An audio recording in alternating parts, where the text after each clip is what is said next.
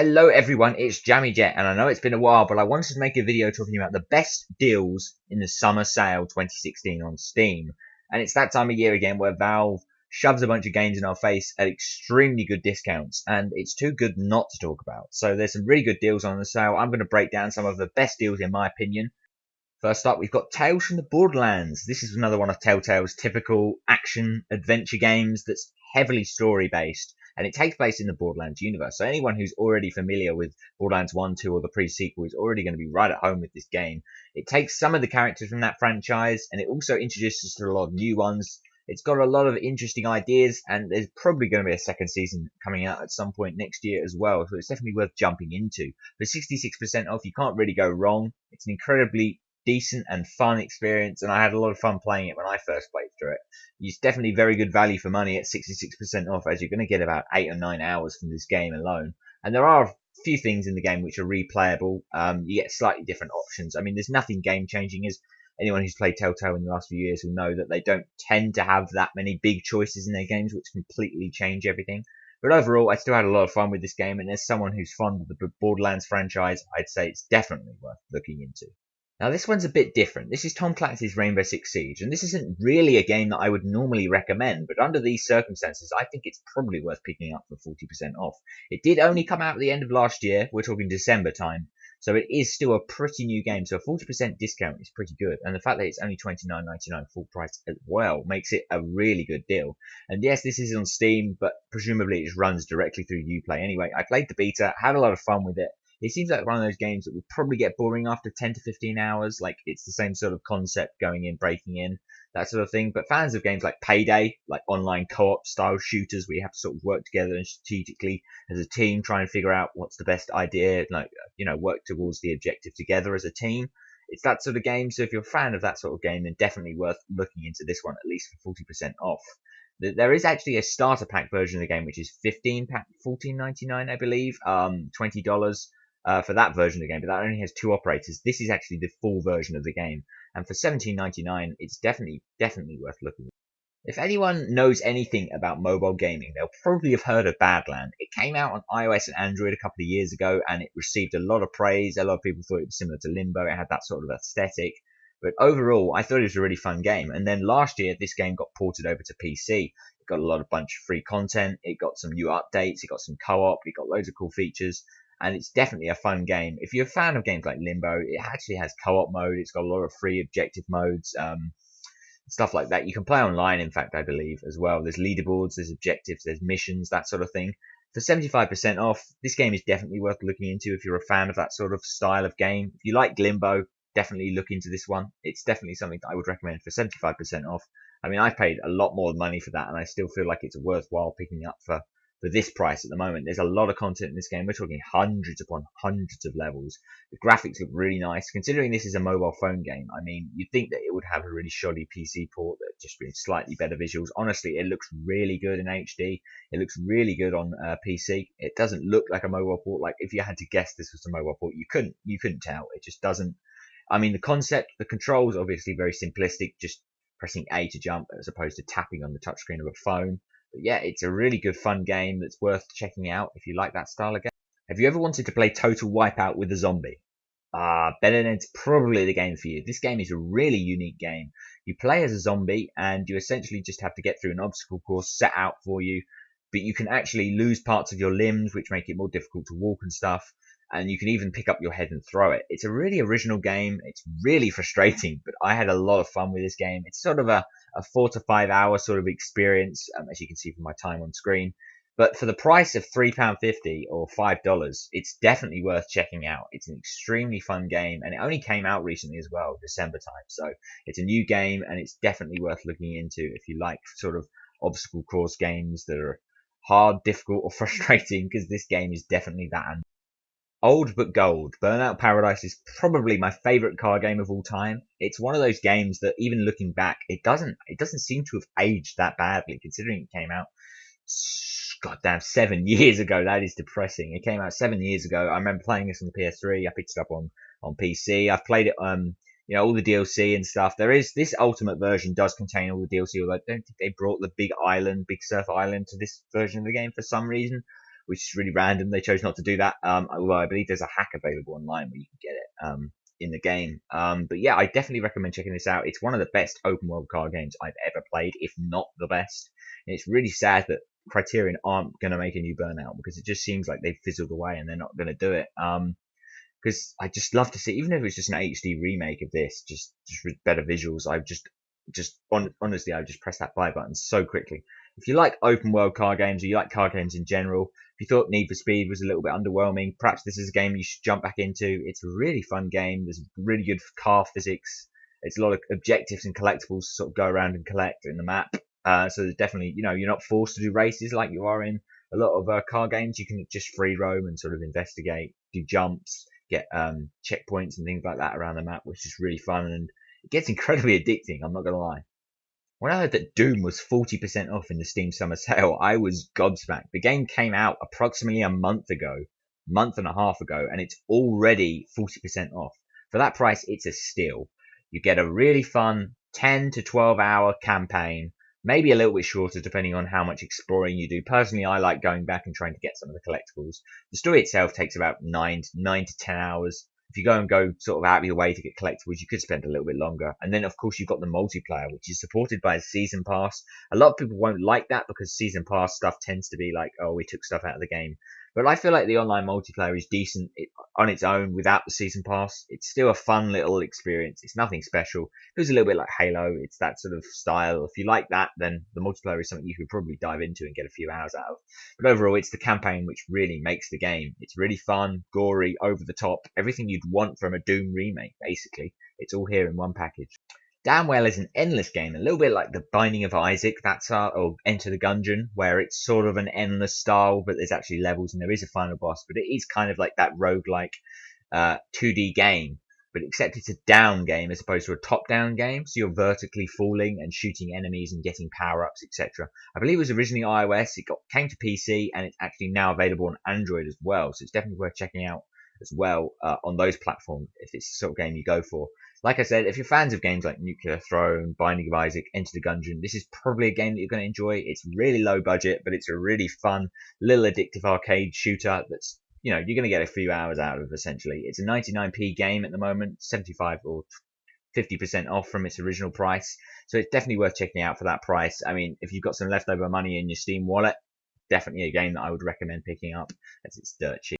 Dying Light is possibly the best zombie game ever made, and I don't use that phrase lightly. Honestly, it's one of the best open world games I've played. I mean, the developers supported this game for a long time. They even released an enhanced edition of the game, which was an update for free for players who owned the original game, with better textures, new features, a leveling up system which was improved, lots of new features like that. It definitely is a game that you should check out if you like sort of a zombie game. I mean, if you're familiar with open world zombie games and you think the genre is a bit stale and you want something a little bit new, this is definitely one to sort of invigorate your love of the zombie genre, because essentially it's the same thing, but it's just so well executed. It's an open world zombie game, but it works on so many levels because of the great crafting systems, the great parkour systems. The combat feels a little bit repetitive at times, but that's honestly one of the only bad things I can say about the game.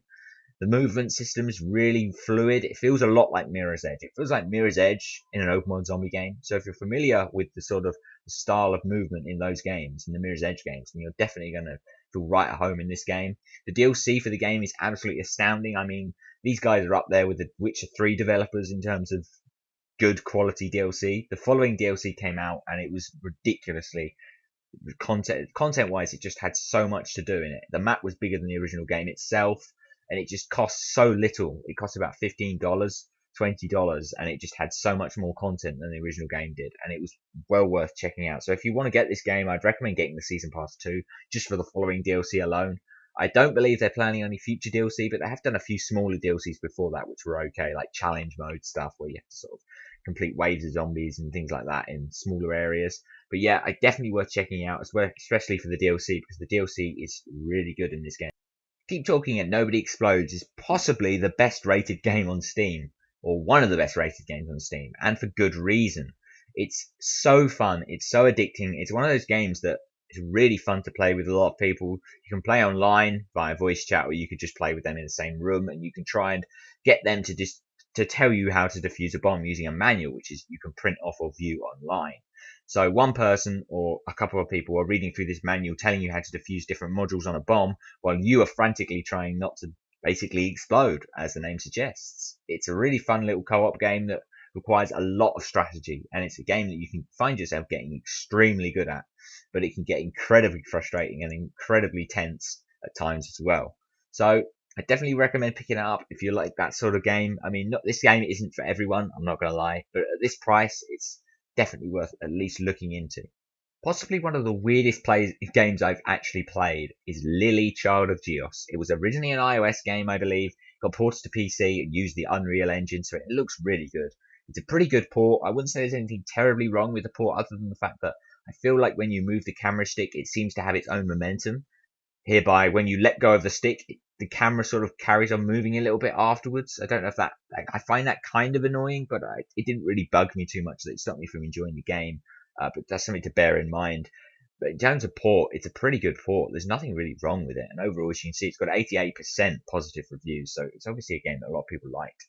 It's quite short, and for 90% off, I mean, you can't go wrong. Like I said, it's one of those games a bit like Downwell, where if you've got some money left over in your wallet, it's definitely worth at least looking into. If you like collectathon games, or you like sort of Zelda exploration games as well, it's kind of like that, but it involves flower picking. So that sounds really dull. But honestly, it works, and it's a childlike friendly game that's one of those nostalgic games that sort of invokes a lot of collectathon games that you've played in your past. 35mm is an open world post-apocalyptic game that takes a lot of survival elements, but it's also one of those games where if you like sort of walking simulators that are story driven, there's very little gameplay elements here, and that's not necessarily a bad thing. I'm very fond of sort of the atmospheric, sort of almost art-like type of genre of games. And this game feels like it fits into that category. It's more gameplay based than a lot of the other walking simulator games you'll play, though. It's very interesting. I haven't actually played it yet, but I've seen a lot of gameplay for it. I picked it up in the sale just because it was so dirt cheap. It only came out like literally a few weeks ago, and it's already 70% off. The reviews, as you can see, are pretty strong. It's almost 80%, so it's got a good review, and it's a game that I'm going to be playing. So again, I apologize if I don't really have a lot of good things to say about this game so far, but I've seen gameplay of it, and I know essentially what the game is. So I'd really recommend you check it out if you like that genre of game. Life is Strange is probably the best game I've ever played. Do I really want to give that title away? But it's the best game that I've probably played. Definitely of 2015, if not ever, because it's one of those story-driven games. It takes the concept that Telltale had, but it does it so much better than Telltale. There's some consequences in the game which they actually have consequences. There's actions with consequences. There's things that happen. You get a little butterfly effect in the game, and you realize that, oh crap, that's actually going to have a consequence. Things happen to characters in this game which actually have an effect on later episodes. There's a lot of things like that in the game. Subtle things sometimes more drastic things, where certain characters won't be around in later episodes because of decisions you've made. There'll be certain conflicts you can make up with characters, or you can choose to be enemies with characters. There's things like that in this game, and it's really well pulled off. It's honestly one of those games where I don't understand how anyone could not like this game. I honestly can't. If you're not fond of story-driven games like Telltale's games, I'd say it's probably not going to be a game that you'll enjoy, although I'd say there are more gameplay elements in this than there are in Telltale's games. Telltale games tend to just be essentially clicking on buttons. This game has more free roam. You're able to control the characters more. Although you can do that in Telltale games, they don't tend to give you full control a lot. It's just sort of quick time events with a story sort of sprinkled in. And that works. I'm not saying Telltale games aren't good for doing that, but I just feel like they did such a better job with the walking around, interacting with things. You pick things up, you can use them. It's sort of got point and click elements like you'd expect. But there's things where you have to talk to people and then say the right things in order to persuade them to do things, and then you can obviously rewind time back and then redo those things. The powers, Max's powers of reversing time is something that really affects the gameplay a lot, and it's a gameplay element that you think would have been done to death, but it's something that isn't really in a lot of games. The ability to reverse time is something that's really unique to this game, and it works really well from a gameplay standpoint as well as a story standpoint. And I'm really excited because they've actually said that they're planning on doing a second game, but it won't be with the same characters. That if they did a second game, they'd do it with different characters. So I'm interested to see what the developers move on to next, whether it is another Life is Strange style game, or whether they do something completely different, because the studio has done a few other games in the past, I think. So yeah, if you like story-driven games, Basically, there's no reason to not own this. For the price that it is for all 5 episodes, it's like $10 for all 5, and that is just a steal. If you don't think that I mean, $10 is $10. If you don't think you're gonna like it, then probably best to avoid it. But if you're on the fence, I just say go for it, because I honestly had so much fun with this game, and I feel like I've been rambling for ages about this one particular game. But this is probably the game on this list that I think is definitely worth picking up if you haven't. The Witcher Wild Hunt is probably one of the best RPGs out there. If you're a fan of games like Skyrim, or you like open world sort of RPG style games, this is probably going to be a game you'll enjoy. The combat isn't quite as refined or as deep, I would say, as Skyrim. I don't know, maybe I'm not seeing it, maybe, but I feel like the combat in this game is more Arkham styled. It's essentially a hack and slash at heart, although there are spells and dodge rolls and stuff. It essentially feels like they've just reskinned the Batman Arkham Knight combat, and there's nothing wrong with that, because Arkham Knight, or the Arkham series, has really great combat. It's, one of the best combats you see in video games today. But if you're a fan of open world RPGs and you like that style of game, this is definitely something that you're going to want to check out, because it's one of those games where there's so much content in this game, you can almost feel overwhelmed by the amount of content there is to do in this game. The base game itself has hundreds of hours of content. There's side quests, there's main quests. I mean, the main quest itself splits up, and there's so many different ways you can go in the main quest, different things you can do, objectives and main missions, etc. And then, of course, the DLC came out. It's like $25-$30 for the DLC, and that contains both DLCs, which add giant new areas. Blood and Wine came out recently that overhauled some of the textures as well.